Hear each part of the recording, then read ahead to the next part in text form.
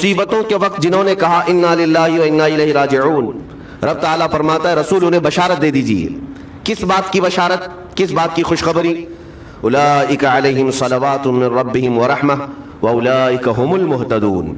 अल्लाह फरमाता है ये वो लोग हैं जिन पर हमेशा अल्लाह की रहमतें उतरती हैं।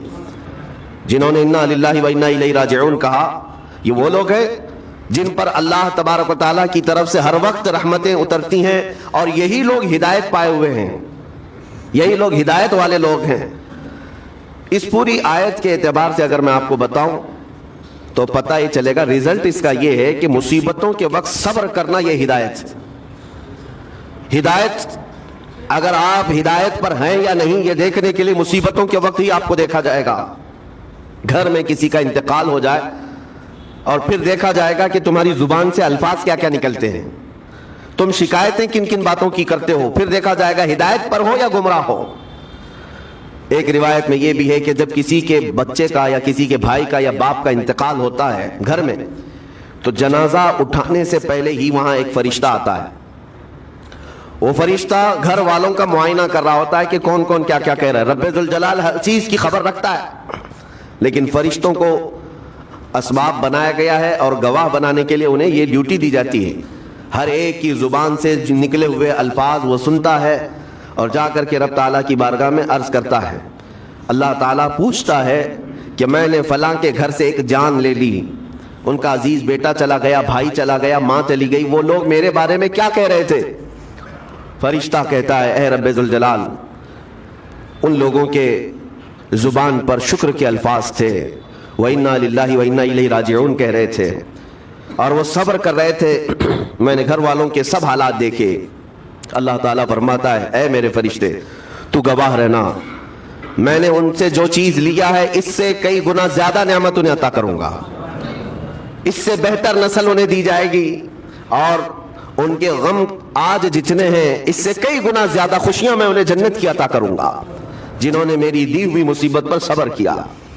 और कोई घर ऐसा होगा जिस घर से फरिश्ता जाकर कहेगा कि मौला इस घर वाले तो बेकाबू थे, जो मुंह में आया बके जा रहे थे, वो तो यूं कह रहे थे कि अल्लाह को क्या हमारा ही घर मिला, हमारा ही बच्चा जाने को था, हमारे ही घर में ये आफत आने को थी।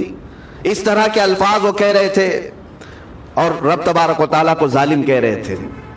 अल्लाह तबारक व तआला अपने जलाल का इजहार फरमाता है, इरशाद फरमाता है फरिश्ते को, ऐ फरिश्ते तू गवाह रहना, उन्होंने मेरे बारे में जैसा गुमान किया अब मैं उनके साथ वैसा ही सुलूक करूंगा। अल्लाह तबारक व तआला के साथ ये गुमान जिस तरह बंदा करेगा अल्लाह ताला उसके साथ उसी तरह का सुलूक फरमाएगा। उसको अरहमुर राहिमीन ही तसव्वुर करो।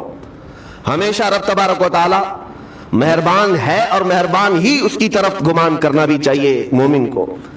इंशाअल्लाह अज़ीज़ मेहरबानी होगी और बल्कि दिलों का करार और सुकून भी रब ताला ही अता करता है। ऐ मेरे अजीजों, ये तमहीदी बातों के बाद मैं अब अर्ज करना चाहता हूँ, मुहर्रमुल हराम के महीने में करबला के वाक़यात सुनते ही रहते हैं।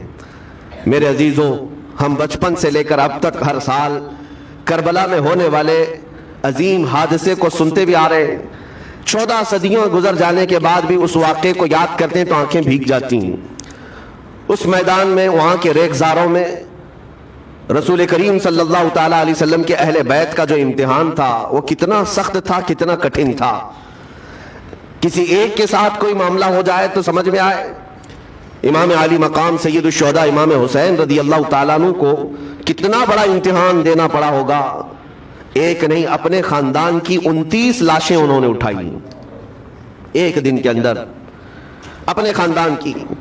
फिर दूसरे उनके असहाब और रसूलुल्लाह के सहाबा भी उसमें मौजूद हैं और दूसरों के बच्चे भी उसमें मौजूद हैं। कुल मिलाकर 72 लोगों की वहां पर जाने गई हैं, शहादत का जाम उन्होंने नोश किया है।